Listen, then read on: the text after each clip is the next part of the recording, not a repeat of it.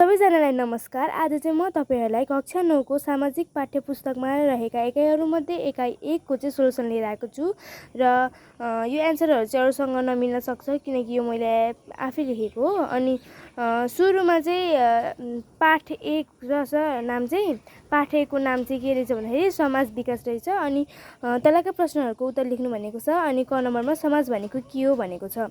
पारस्परिक सचेतना, आत्मनिर्भरता, विविधतामा एकता, समन्वय, समझदारी, गतिशीलता आदि मानवीय सम्बन्धको जालोलाई नै समाज भनिन्छ। अनि अर्को भनेको ख नम्बरको प्रश्न समाजका विशेषता उल्लेख गर। अनि उत्तर समाजका विशेषता निम्न अनुसार लिखित छन्। 1 नम्बर साझा उद्देश्य र आवश्यकतामा जोड दिन्छ। 2 नम्बर समाजका सदस्य बीच पारस्परिक सम्बन्ध रहेको हुन्छ। 3 नम्बर समाज गतिशील हुन्छ। 4 नम्बर समाजका प्रत्येक सदस्यले आफ्नो अधिकारको संरक्षण गर्ने हैसियत राख्छन्। 5 नम्बर समाज गतिशील र परिवर्तनशील हुन्छ आदि हुन्। ग नम्बर व्यक्ति र समाज बीचको अन्तरसम्बन्ध उल्लेख गर भनेको छ। समाज मानवीय सम्बन्धको जालो हो भने व्यक्ति समाजको एक एकाइ हो। त्यसैगरी व्यक्ति मिलेर समाज बनेको हुन्छ र समाजबाट नै व्यक्तिले आफ्नो अथवा आफ्ना आवश्यकता परिपूर्ति गर्छ। मानवले आफ्नो जीवनलाई सहज र सरल बनाउने तथा सम्बन्ध स्थापित गर्दै जाने क्रममा समाजको विकास भएको हो। व्यक्ति बिना समाज परिकल्पना गर्न सकिँदैन भने समाज बिनाको व्यक्तिले पनि सहज जीवन यापन गर्न सक्दैन।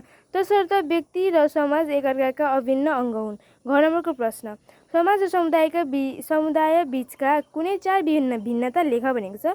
समाजको भिन्नता भनेको चाहिँ 1 नम्बरमा समाजले व्यापक क्षेत्र समेटेको हुन्छ।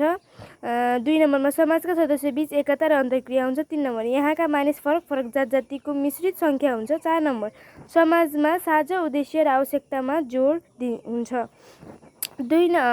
समुदाय भनेको चाहिँ अब समुदायको भिन्नता छ। अनि यहाँ चाहिँ 1 नम्बरमा समुदायले सीमित क्षेत्र समेटेको हुन्छ। 3 नम्बर समुदायमा सामूहिकताको भावना हामी हुन्छ। 3 नम्बर भाषा, धर्म, जाति आदिको आधारमा बसोबास गर्थे। 4 नम्बर समुदाय बीचमा जिम्मेवारीको भावना प्रबल हुन्छ। 9 नम्बर व्यक्तिले समाजबाट कसरी आफ्ना आवश्यकता पूरा गर्छ चर्चा गर्नुहोस्।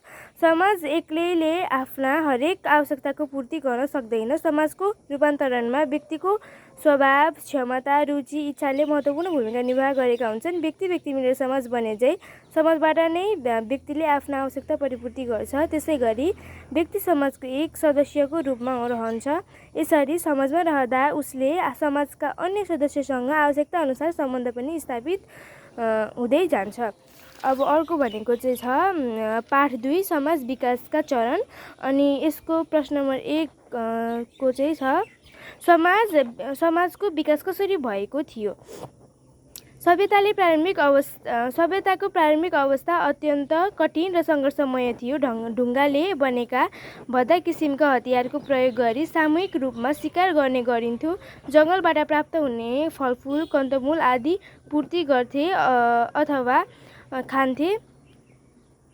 त्यसैले यो समाजलाई उनीहरूले जङ्गली समाजको रूपमा परिभाषित गरेका छन्। अनि जब धातु मानवले आविष्कार र प्रयोगको सुरुवात गरे तब कृषि कार्यको थालनी हुन थाल्यो। त्यसपछि उनीहरू क्रमिक रूपमा साना झुन्ड बनाई स्थायी रूपमा बस्थे। यसरी आफ्नो झुन्डको शक्ति र क्षमता अनुरूप अर्को समूहलाई हेप्ने दबाउने गर्थे। यस समाजलाई मध्यकालीन समाजको रूपमा चित्रण गरिन्छ भने समयको परिवर्तनसँगै मानव जगतमा चेतनाको विकास भयो जसले आधुनिकतातर्फ बढ्न मद्दत गर्यो। समाजमा घटेका घटनालाई तार्किक र वैज्ञानिक रूपमा गरिएको विचार र विमर्शले महत्त्व पाउनु नै समाज विकासको अन्तिम चरण आधुनिक वा सभ्य चरण हो। अनि 2 नम्बर चाहिँ यता छ। यो चाहिँ 3 नम्बर पहिला पढौँ। उल्लिखित समाजमध्ये तपाईँलाई कुन समाज बढी सुधारवादी वा प्रगतिशील लाग्छ कारण सहित लेख्नुहोस्। उल्लिखित समाजमध्ये मलाई आधुनिक वा सभ्य समाज बढी सुधारवादी वा प्रगतिशील लाग्छ किनकि समयको परिवर्तनसँगै मानव जगतमा चेतनाको विकास भयो र आधुनिकतातर्फ बढ्न मद्दत गर्यो र समाजमा घटेका घटनालाई तार्किक र वैज्ञानिक रूपमा गरिएको विचार र विमर्शले महत्त्व पाएको थियो र त्यसैले मलाई यो चरण मन पर्यो। 2 नम्बर भनेको चाहिँ समाजको प्रकारअनुसार विशेषताहरू लेख भनेको छ। सुरुमा चाहिँ प्रारम्भिक समाज रहेको छ। प्रारम्भिक समाजको विशेषता भनेको चाहिँ कठिन र सङ्घर्षमय समाज, ढुङ्गाले बनेका भद्दा किसिमका हतियारको प्रयोग गर्नु, सामूहिक रूपमा शिकार गर्नु, कन्तमुख खोजेर खानु। मध्यकालीन समाजको विशेषता भनेको चाहिँ भगवानमा विश्वास गर्नु, मासु पोलेर खानु, पशुपालन गर्नु, कृषि पेसा गर्नु, झुन्ड बनाई स्थायी रूपमा बस्नु, धातुको आविष्कार आदि हुन्। आधुनिक समाज भनेको चाहिँ अरूको तुलनामा अलि सुधारवादी समाज हुनु, चेतनाको विकास हुनु, आधुनिकतातर्फ बढ्नु, वैज्ञानिक रूपमा विचार गर्नु आदि हुन्। अनि अब अर्को चाहिँ भनेको छ पाठ 3 समाज वर्गीकरणका आधार 1 नम्बर। यो चाहिँ होइन, यो प्रश्नको चाहिँ मैले दुईवटा उत्तर लेखेको छु, यो एउटा यो अर्को। यिनीहरू दुईवटा मध्ये तपाईँले अप्सनमा चाहिँ यो लेख्छु भन्दा नि भयो, यो लेख्छु भन्दा नि भयो। अनि मैले चाहिँ दुईवटा लेख्न मन लाग्ने दुईवटै लेख्नु। अनि म सबै पढ्छु। समाज वर्गीकरणका कुनै दुई आधार उल्लेख गर। समाजलाई आर्थिक आधारमा पुँजीवादी समाज, समाजवादी र मिश्रित समाज गरी वर्गीकरण गरिएको पाइन्छ। पुँजीवादी समाजमा पुँजीको प्रधानता हुन्छ, बजारको नियन्त्रण पुँजीवादीको हातमा हुन्छ, देशको अर्थतन्त्रलाई बजारले सुचारू गर्छ। समाजवादी समाजमा राज्य नियन्त्रित अर्थव्यवस्था स्थापित भएको हुन्छ, बजार उद्योग र व्यापारलाई सरकारले नियन्त्रण गर्छ। त्यसै गरी मिश्रित समाजमा पुँजीवादी र समाजका असल पक्षलाई अवलम्बन गरिएको हुन्छ। अर्को भनेको छ समाजलाई एकभाषी, द्विभाषी र बहुभाषी समाज गरी वर्गीकरण गरिएको हुन्छ। एक जातिको मात्र बसोबास भएको ठाउँमा एउटा मात्र भाषाको माध्यमबाट विचार आदान प्रदान हुन सक्छ। तीव्र रूपमा बसाइसराईको वर्तमान अवस्था र आधुनिकतातर्फ उन्मुख समाजमा एउटा मात्र भाषा प्रयोग हुँदैन। यस्ता समाज द्विभाषी र बहुभाषी समाज हुन सक्छन्। अनि ख नम्बरको प्रश्न भनेको तपाईँको विचारमा वर्तमान समाज वर्गीकरणका प्रमुख आधार के हुन सक्छन् लेख। भाषा, धर्म, बसोबास, समय, अर्थव्यवस्था, जीवन पद्धति समाज वर्गीकरणका प्रमुख आधार हुन सक्छन्। अनि अर्को भनेको चाहिँ ग नम्बर रहेको छ। अनि यो ग नम्बरमा चाहिँ तपाईँ बसेको समाज कस्तो प्रकारको समाज हो, कारण लेख। म बसेको समाज धर्मको आधारको प्रकारको समाज हो, किनकि हाम्रो समाजमा विभिन्न धर्म, आस्था र विश्वास राख्ने मानिस हुन्छन्। हामी जुनसुकै धर्ममा विश्वास गरे पनि हाम्रो मुख्य उद्देश्य असल समाजको स्थापना अथवा सभ्य समाजको निर्माण गर्नु हो। यही हाम्रो फरक आस्था र विश्वासको कारणले गर्दा धार्मिक समाज विकसित भएका छन्। हिन्दू समाज, बौद्ध समाज, मुस्लिम समाज वा अन्य कुनै निश्चित धर्ममा आधारित समाज यसका उदाहरण हुन्। अनि अर्को भनेको पाठ 4 जीवन पद्धतिको आधारमा समाजको वर्गीकरण। एक नम्बर भनेको चाहिँ फलफुल खेती गर्ने समाज र पशुपालन गर्ने समाज बीचका समानता र भिन्नताको सूची बनाउनुहोस् भनेको छ। यो चाहिँ समानता हो, यो चाहिँ भिन्नता हो। अनि समानताको 1 नम्बरमा चाहिँ यी दुवैलाई सहायक पेसाको रूपमा अपनाइन्छ। 2 नम्बर यी दुवैलाई जीविकोपार्जनको प्रमुख माध्यमको रूपमा पनि लिन्छ। अनि अर्को भनेको चाहिँ यो के हो, दुवै समाज मध्यकालीन समाज अन्तर्गत पर्छन्। अनि भिन्नता 1 नम्बर फलफुल खेती सामान्यतः ग्रामीण क्षेत्रमा हुन्छ भने पशुपालन ग्रामीण र अरू क्षेत्रमा पनि सम्पन्न गरिन्छ। अनि अर्को 2 नम्बर भनेको चाहिँ फलफुल खेती जीवन भएको कृषक र कृषि मजदुर दुवै वर्ग हुन्छन्। तर पशुपालन समाजमा गाई, भैँसी, भेडा, बाख्रा पाल्नेहरूको समाज हो। ख नम्बर भनेको कृषि समाजबाट औद्योगिक समाजमा रूपान्तरण हुन के कुरा आवश्यक हुन्छ, आवश्यक पर्ने सिप उल्लेख गरेर निम्न कुरा आवश्यक पर्छन्। 1 नम्बर ग्रामीण क्षेत्रमा भन्दा पनि सहरी क्षेत्रमा हुँदा राम्रो हुन्छ। 2 नम्बर कृषि मजदुरको रूपमा श्रमिक वर्गबाट पुँजीपति वर्गमा र उद्योगमा काम गर्ने श्रमिक हुनुपर्छ। 3 नम्बर खेतीपाती नभएर उद्योग र व्यापार प्रमुख माध्यमको रूपमा हुनुपर्छ। 4 नम्बर सामाजिक र सांस्कृतिक विविधता हुन आवश्यक पर्छ आदि। ग नम्बरको प्रश्न भनेको चाहिँ समाज क्रमिक रूपमा परिवर्तन हुनका मुख्य कारण के हुन सक्छन्, छोटकरीमा लेख। व्यक्तिले आवश्यकता र चेतनाको विकास जीवन पद्धतिमा व्यापक परिवर्तन ल्याउने आधार हो। विगतको साधारण र प्राकृतिक किसिमका जीवन पद्धतिबाट क्रमिक रूपमा उत्पादनका गतिविधिमा परिवर्तन भइरहन्छन्। हाल मानव समाजको स्वरूपमा व्यापक रूपमा परिवर्तन भएको छ।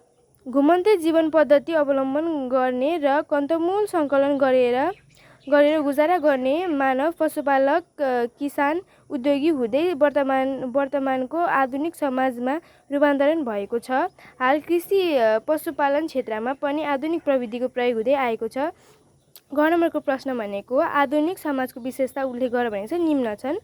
अनि 1 नम्बर यो समाज विकासको आधुनिक अवस्था हो। 2 नम्बर यस समाजमा विज्ञान र प्रविधिको प्रयोग अधिक मात्रामा हुन्छ। 3 नम्बर पारस्परिक रूपमा आत्मनिर्भर अर्थव्यवस्थामा आधारित हुन्छ। 4 नम्बर यो समाज बहुसांस्कृतिक हुन्छ। 5 नम्बर यो गतिशील समाज हो। 6 नम्बर यो विकसित समाज पनि हो। तपाईँले 4 पोइन्ट पनि लेख्न सक्नुहुन्छ, मैले चाहिँ 6 वटा लेखेको छु।